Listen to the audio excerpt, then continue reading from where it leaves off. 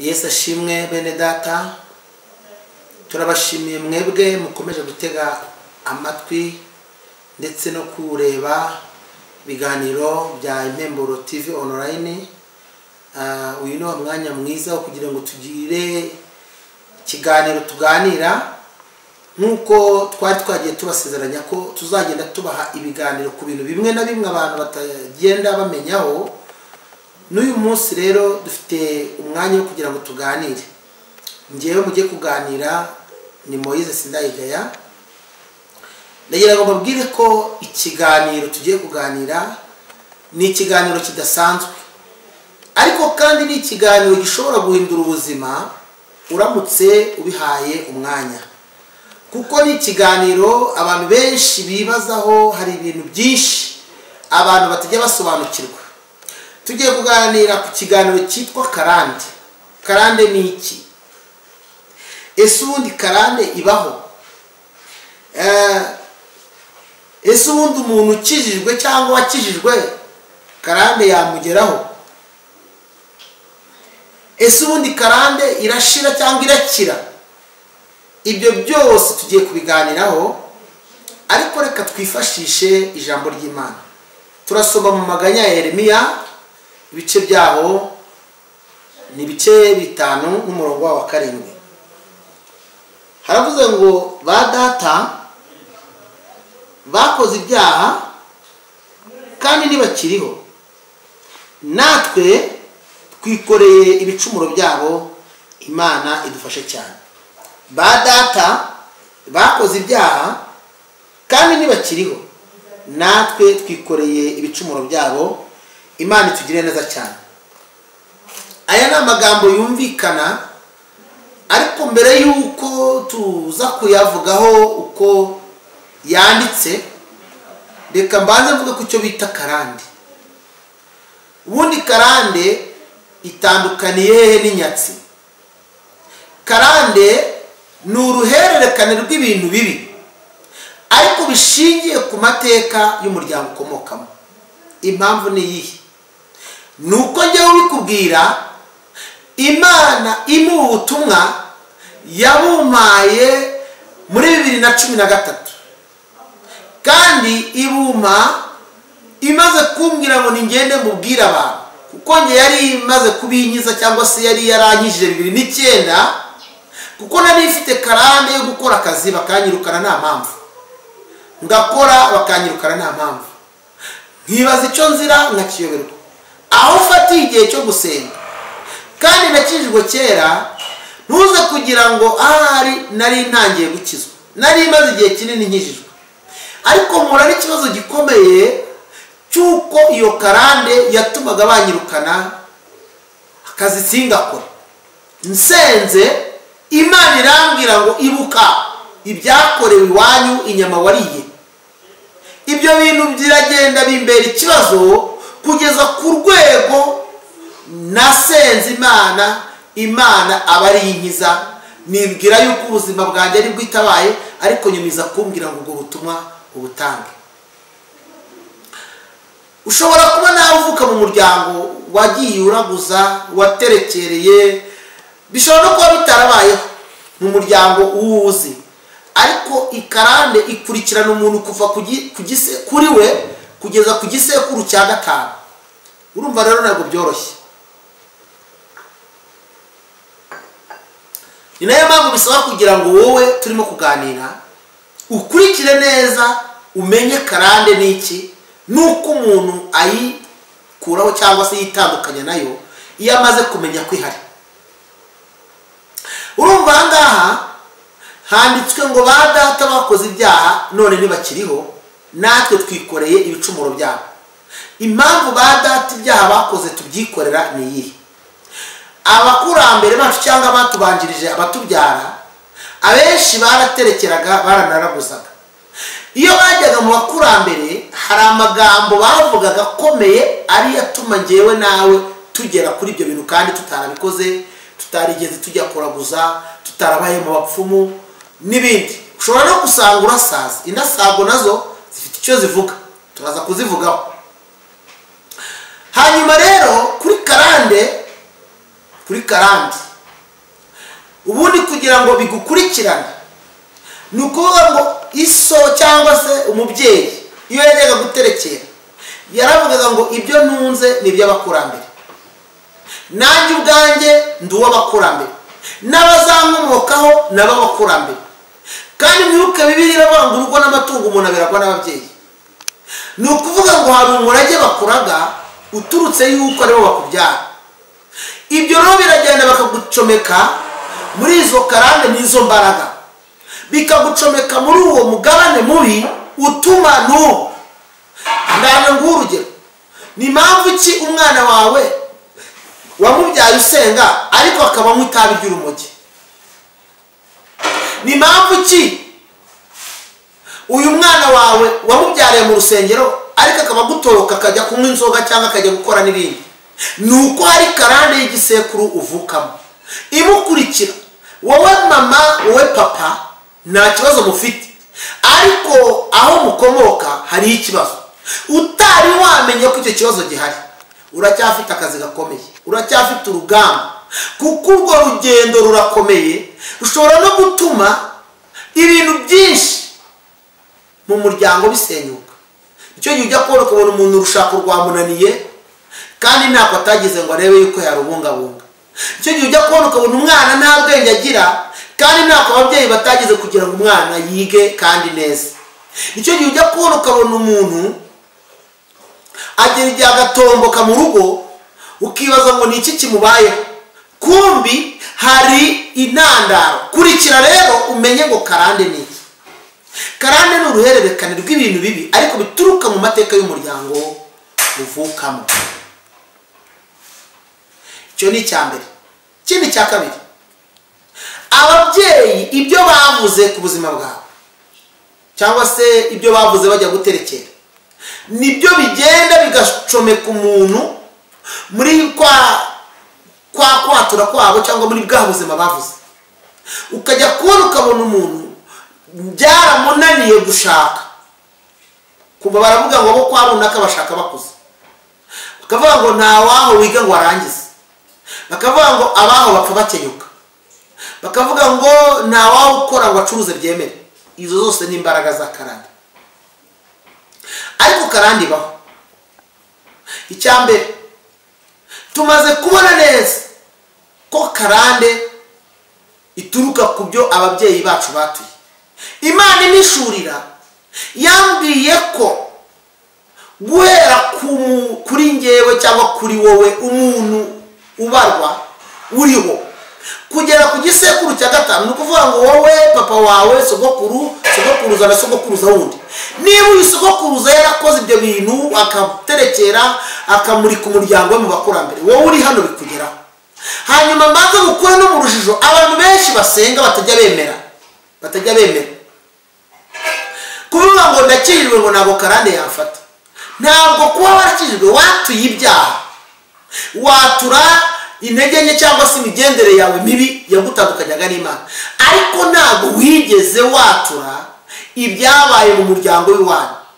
Daniyeli kugira ngo Imana imutabare mu masengesho y'iminsi 21 yari afite, ngo yatuye ibyaha bye yatura n'ibya bene wabo. Garuka. Cya kabiri, kugira ngo Imana igukize nuko ubanza kumenya ubuzima bw'umuryango wavutsemo ugasenya ibyo bintu. Reka mubwire n'ikindi kikubwira ko karande ibaho. Mujya mwumva mugiye kwa muganga ukumva muganga arakubwiye ngo wenda ugiye kwivuza sima, ugiye kwivuza diabete n'izindi ndwara zazindi tuzi ziri koroniki. Muganga ukumva arakubwiye ngo mbese hari uwe wo mu muryango wanyu ubirwara, cyangwa ugiye kwivuza mu bitaro by'indwara zo mu mutwe Indera. Reka mvuga Indera kuko nge ndi mu Rwanda. Ukumva barakubajije ngo mbese hari umuntu wo mu muryango wanyu wigeze agira ubu burwayi? Iyo uvuze ngo yego, bahita bakubwira ngo iyo ndwara ni hereditaire cyangwa se niyo bita karande.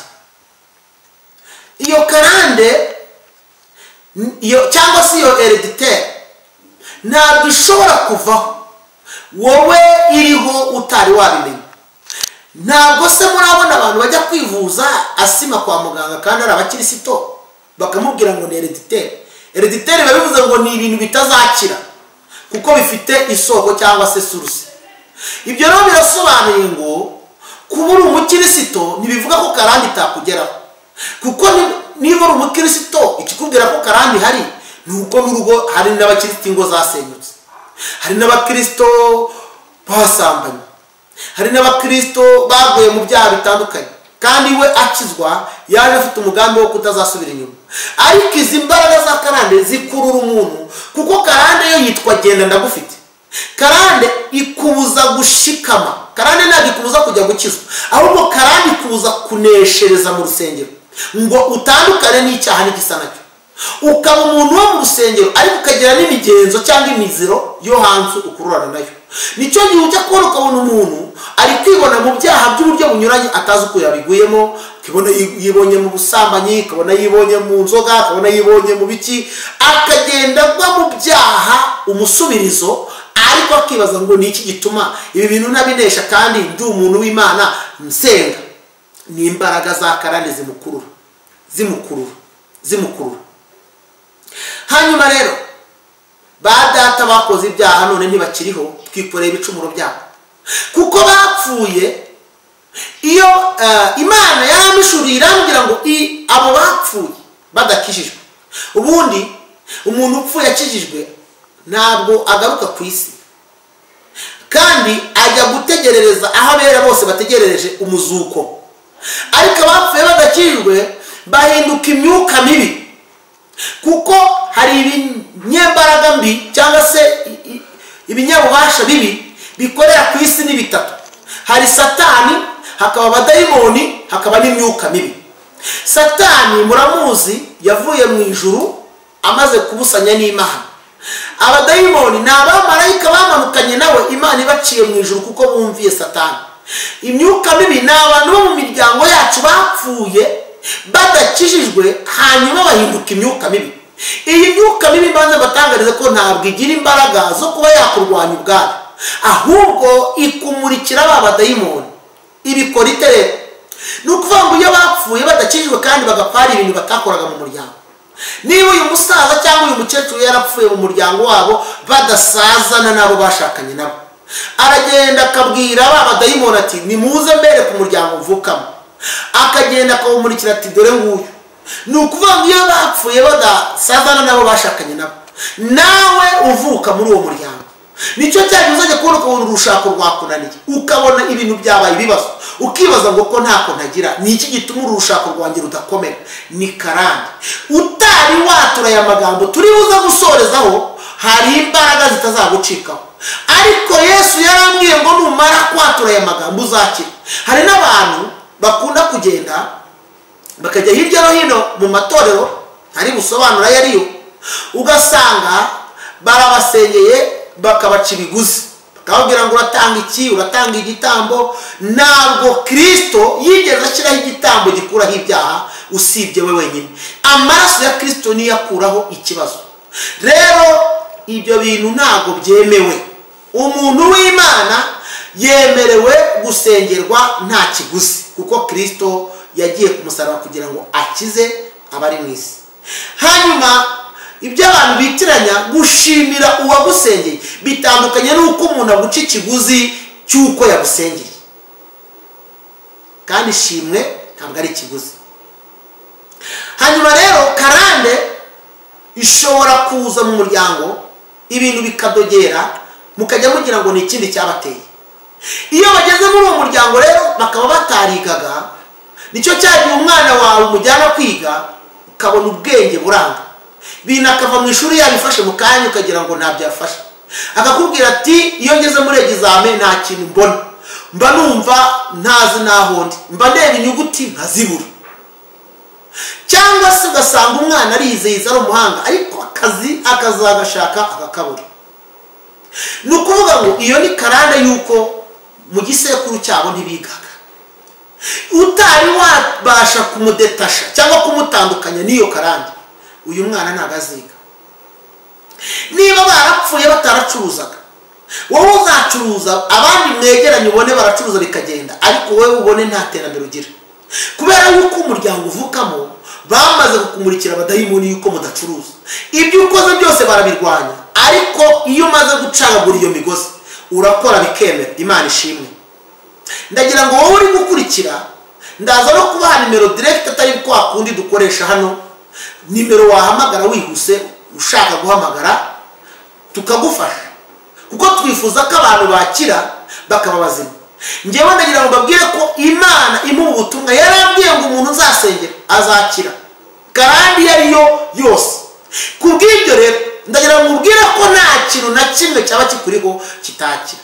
Hari n'abari ibiryo byo mu tuzu twa tundi tw'ibyatsi twabaga mu miryango kwa basogokuru n'ahandi, hari n'abanyweshejwe ku nzoga babasomesheje, hari n'abaciwe indasabo. Ibyo byose bifite icyo bivuga mu buryo bwa karande, ariko wowe uri kunyumva uramenye ntuze gucikwa cyangwa wumve urangaye cyangwa upinge, kuko ni inyungu zawe kugira ngo tugufashe kandi ukire. Hanyuma rero ikindi nari narenga ahangaha, karande ishobora gutuma umuryango ubyara umwana umwe cyangwa ntunabyare. Ibi byabayeho ubwo ubutumwa nabutambutsaga kuri radiyo imwe muri radiyo zo muri iki gihugu cyacu. Umucuruzi wari uri gucuruza mu mujyi muri Matewusi arampamagara, arambwira ati ncuruza amafaranga, ariko iyo nyacuruza hagati y'ibihumbi 500 na miliyoni 1.200 ku munsi. Atariko buri gihe iyo ngiye kuyabara nsanga amafaranga nacuruje adahari. Arambwira ati ngaho ndebera umbwira iyo karandi yariyo. Ngerageza gusenga kuko byari ikizamini gikomeye, ariko nje kwigira mu kumba ko hirya abantu bazi micururize cyangwa ko amaduka y'inaha yubatse, haba hari aho abantu bacururiza, akaba ari n'ahandi hirya harimo akantu kameze nk'agasitoke. Ninjiye muri ako gasitoke niho nabonye umusaza ufite nka metero 1 n'igice, ufite amano ahekeranye, ufite n'inkovu nini ku kirenge, wicaye hejuru y'inote, mwirukanisha imbaraga z'amasengesho. Aho yarari mbona hamanutse umwotsi w'umukara umanuka ikuzimu. Nirukana uwo mudayimoni. Uwo mubyeyi arambaza ngo ubundi ubonye iki? Musobanurira imiterere y'icyo mbonye n'umusaza mbonye wicaye ku note. Arambwira ati mumbwire. Yarambwira ati ndambwiye ni wagisaza uri gukora icyaha, mu izina rya Yesu ugende. Nyibivuga uwo mudamu arambwira ati munyereke mufunge cyangwa mufungishe. Ndamubwira ni nagaboneshwa amaso y'umubiri. Arambwira ati mbwira uko ateye. Bisobanuye ngo yashakaga kugira ngo yumve ko ibyo mvuga ari ukuri. Musobanura ko ari umusaza ufite amano ahekeranye, ko ari umusaza ufite ikirenge gifite inkovu nini, kandi ko afite metero 1 n'igice, afite n'amatama y'amajimbiri. Ahita ambwira tubone isogokuru, tino sogokuru. None ngira amatsiko yo kumenya ngo sekuru yaje mu bintu bye acuruza gute. Arambwira ati riduka ryari rya sogokuru. Sogokuru yabyaye data amubyara ari umwe, apfuye cyangwa se ashaje ariraga data nawe ambyara ndunga. Wumvishaka karande yo kubyara umwana umwe. Nanjye data ageze mu zabukuru ararindaga ati inzu ni yacu, niriduka ni iryanjye narazwe. Ndamubwira rero iriduka impamvu ubona ibyo ucuruza utabitahana, ntabwo iriduka ari wowe urimo wenyine, harimo wowe, harimo na sogokuru wawe na papa wawe. Reka twirukane na sogokuru hasigare wowe. Turasenga twirukana imbaraga z'imyuka mibi ituruka muri se na sekuru. Turazirukana. Tukimara kuzirukana, uwo mubyeyi yarageze ku rwego ambwira ati iyo nza kuba nkodesha no kwishyura ubukode niba bigikunda. Twirukana izo mbaraga koko ziragenda. Kugeza ubu ubuzima bwarahindutse kandi abayeho amahoro. N'ahandi byagiye biba twirukana izo mbaraga, urushako rwari rudahari, ibibazo byaravutse mu miryango, ubona hari abadayimoni, abana batagira ubwenge. Ubu tuvugana bafite amashimwe kandi y'ibihe binini ushingiye uko bari bameze n'uko bameze uyu munsi aho tumaze kubasengera. Ndagira ngo rero mubwire ko imbaraga mbi cyangwa karande irahari, ahubwo ikibazo abantu ntibamenya gutandukanya karande n'ikigeragezo kimugerageje n'inyatsi imubayeho. Inyatsi yo tuzayiga cyangwa se tuzayiganira ikindi gihe, kuko inyatsi ntabwo ari karande. Inyatsi ni ubukene bukabije ariko budafite ishingiro, kuko impamvu budafite ishingiro ni uko nta muntu ugira inyatsi umushomeri. Ubushomeri ashobora kubuterwa nuko igihe cy'Imana kitaragera, cyangwa akaba ari karande y'umuryango ituma atabona akazi, ariko nta mushomeri ugira inyatsi, kuko inyatsi ba ku muntu ucuruza ibyo acuruje akabona nta terambere bizamo. Inyatsi ba ku muntu ufite akazi agahembwa akayoberwa aho yahembwa aho agiye. Inyatsi ba ku muntu ufite ibikorwa by'ubuhinzi cyangwa by'ubworozi akabona nta terambere bimugezaho kandi yagerageje. Uwo niwe bavuga ko afite inyatsi.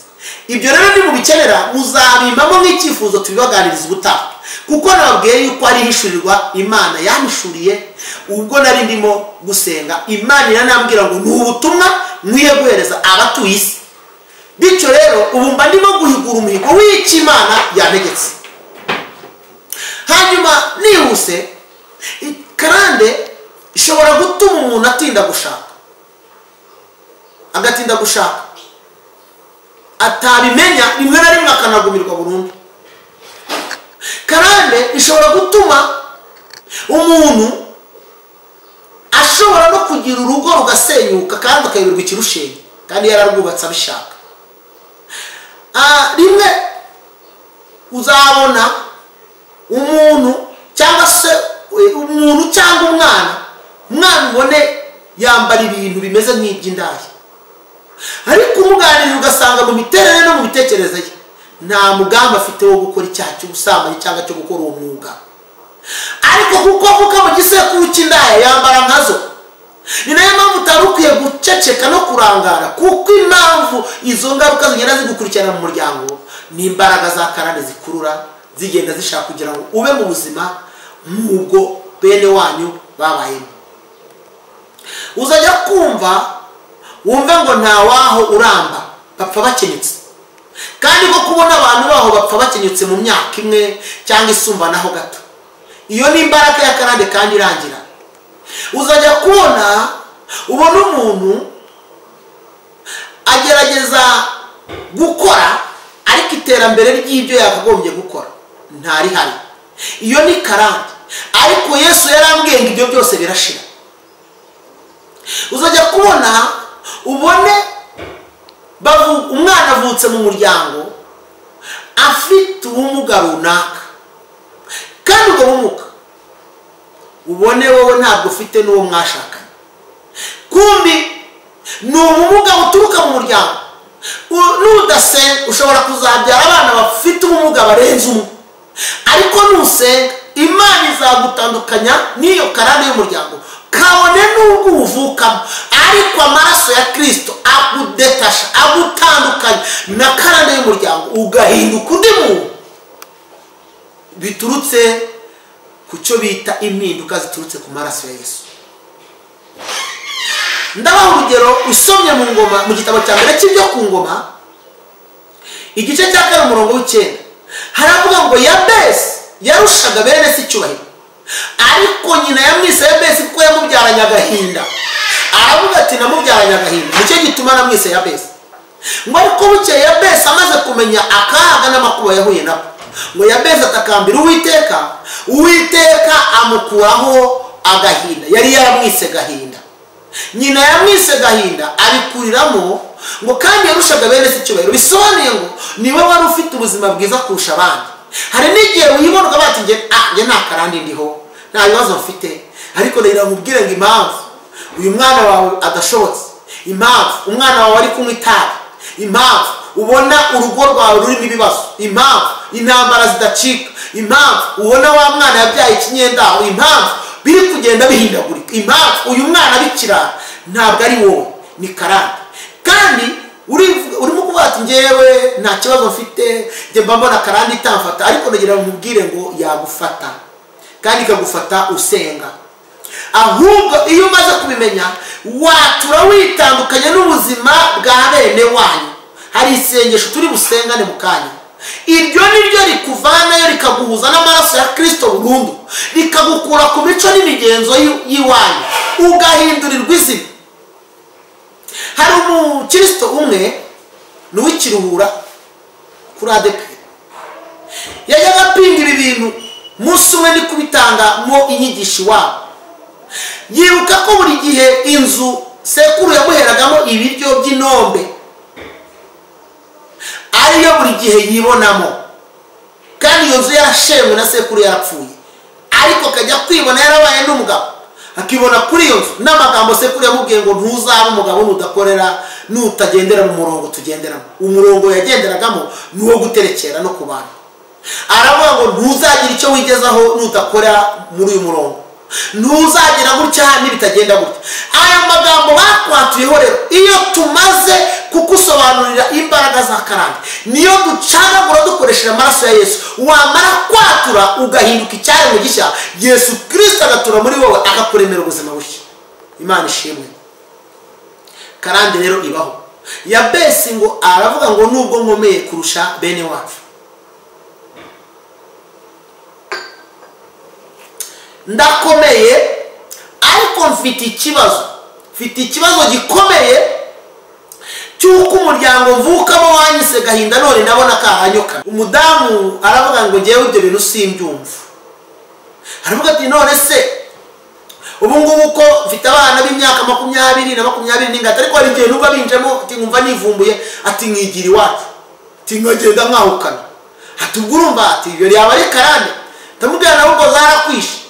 None se ubundi umuntu w'imyaka ufite abana b'imyaka 25 ucyahukana, kandi akahukana umugabo atamukubise nta n'itotezo arindi yamushyizeho gusa ngo akivumbura akagenda. Ubona agomba ko hari karande zishaka kugira ngo uwo muntu adasazira mu rugo, nagomba ko hari karande yo kugira ngo atazashazira mu rushako rwe, nagomba ko hari karande ishaka kugira ngo atabana be. Iyo rero utari wamenya ko izo mbaraga zihari, ziragusenya zikaragusenyera, ukazasigara uri aho ngaho, cyangwa ukabimenya ubuzima bwaramaze kwangirika. Bityo rero ntuze kuvuga ngo karande nibaho. Karande ibaho. Ikindi usome Bibiliya, ikintu Bibiliya ivuga kiba kibaho. Hari n'abantu bavuga ngo ubundi se ngo umuntu yahura n'umwaka ate, kandi itangiriro 41 avuga ngo hari inka z'imishishe n'inka zinanutse z'umwaka. Ntabwo Imana yavuga ijambo ritabaho, ahubwo umwaka ufata abandi. Cyo nacyo ni ikindi kiganiro tuzaganira, ariko kugira ngo mubwire ngo ukurikire kandi umenye ibikuriho. Niyo mpamvu uzajya kubona ukabona kubyara birakugora, ugasanga gushaka n'ikibazo, kibaza ngo ubundi sinsenga. Mbanze mbibutse ko hari igihe umuntu atinda gushaka kubera karande, hari n'igihe umuntu atinda gushaka kubera ko ari bwo bushake bw'Imana. Uti none se nabibwirwa n'iki? Wowe urasenga, ibyo ugomba gukora ukabikora, ukazabwira Imana ngo icyo nagombaga gukora naragikoze, icyo kora negereje ubushake bwawe. Ariko se uzanga gusenga ngo wiyambure izo mbaraga, none usigara utegereje uvuga uti ngewe ibyo nagombaga gukora narabikoze, ubundi ubwiwe n'iki niba ibiri kukubaho atari karande? Ubundi se ko bidasaba ikiguzi, niki gituma utakwatura ngo witandukanye n'izo mbaraga? Imana ikugirire neza. Mwene data uri kunyumva, ndi umugabo wo kubihamya. Muri Amerika, mu Burayi, muri Aziya, muri Afurika, mu Rwanda, mu nce zitandukanye, mu matorero anyuranye, maze gusengera abantu benshi kandi bagakira, bakava muri icyo cyiciro karande yari yarabafashe, yari yarabateye ikibazo. Reka mubwire, hari n'igihe usanga muri wa muryango harimo ikibazo cyo gushaka abagore benshi. Iso yarashakaga abagore benshi cyangwa se abagabo benshi kuri mama, ukavuga ngo njye ntibyamfata, ariko ukazajya kubona ukabona uri kujya uca inyuma y'uwo mwashakanye uko bukeye uko bwije. Utaraca uwo mugozi, izo mbaraga ntabwo zizakuvaho, zizakomeza zigukurikirane kugeza igihe zizakugereza mu mworera zishaka kukujyanamo. Ariko iyo umaze kwitandukanya n'izo mbaraga, usigara ufite ubuzima butandukanye n'ubwa bene wanyu, kuko amateka yawe aba yamaze gutandukana n'aya bene wanyu. N'ikiziriko cyamuhuzaga nabo kiba cyaciwe n'amaraso ya Yesu. Haleluya! Ugahabwa ubundi buzima buturutse mu maraso ya Yesu. Nongere musubiriremo ngo utari wamenya imbaraga zabaye mu muryango wanyu ngo witandukanye nazo, zizagukurikirana kabone n'ubwo wasenga ukiyiriza ubusa. Kandi nababwiye ko karande itabuza umuntu kujya mu rusengero, ahubwo yo yitwa genda ndagufite. Nzajya nkugusha mu byaha hato na hato, nzajya ngukoresha ibyaha hato na hato, nzatuma udakizwa ngo umeneke, nzatuma utagera ku musaraba, nzatuma ukora ibyaha by'urukozasoni kandi witwa umukirisitu. Nicyo karande ikora, igukoresha ibyaha by'urukozasoni kandi witwa ko uri umuntu w'Imana. Kibaza ngo niki gituma bino bintu bimbaho? Bikubaho kubera ko hari karande y'umuryango utatandukanye nayo. Ndumva nerekera ku musozo rero.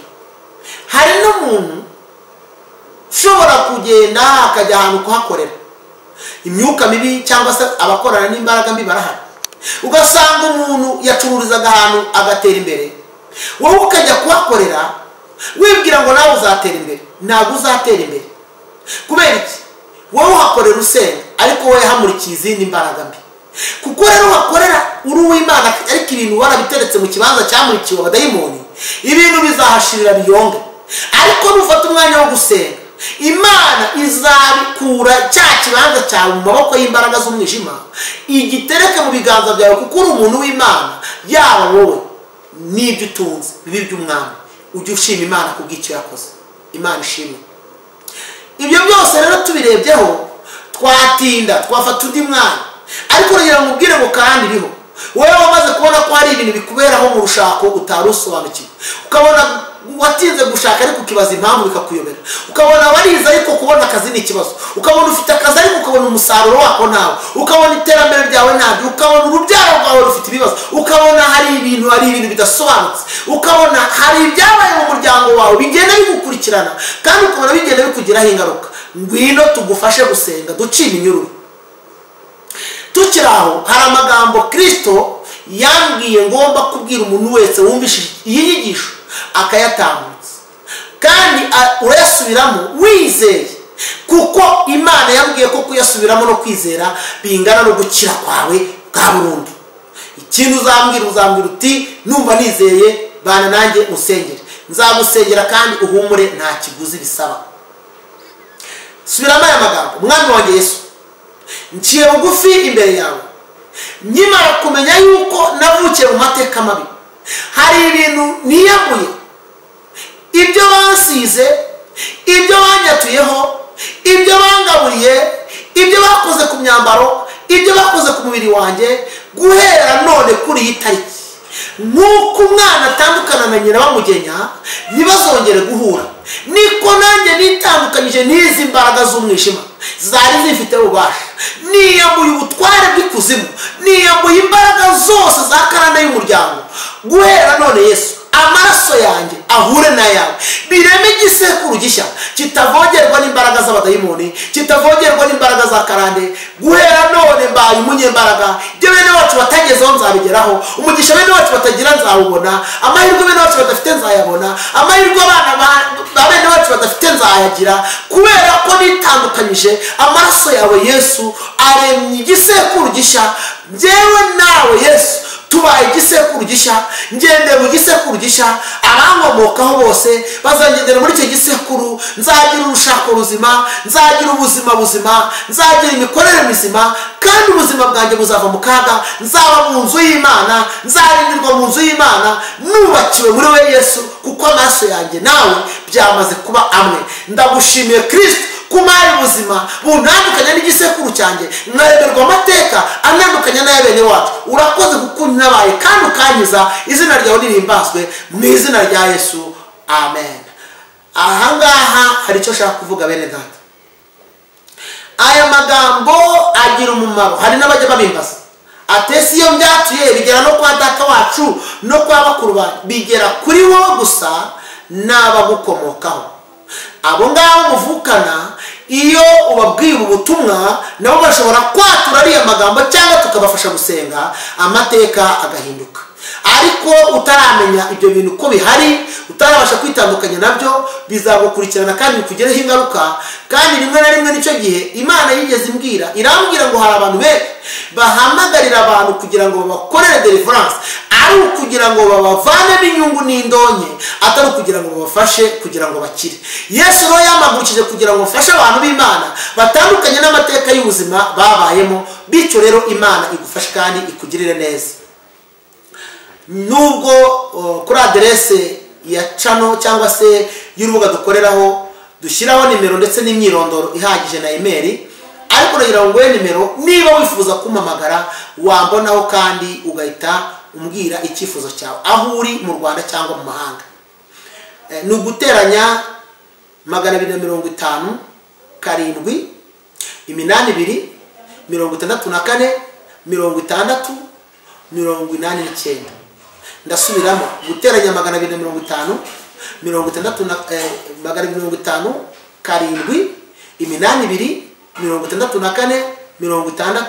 8 hari n'iyindi ushobora kumbura kuri imwe ukambona ku yindi.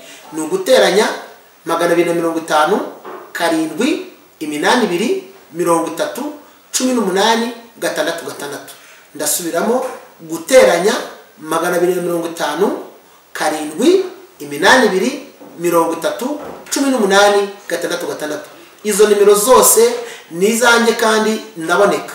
Hanyuma wifuza ko twagufasha aho waba uri hose, igihugu waba urimo cyose, umugabane waba urimo wose.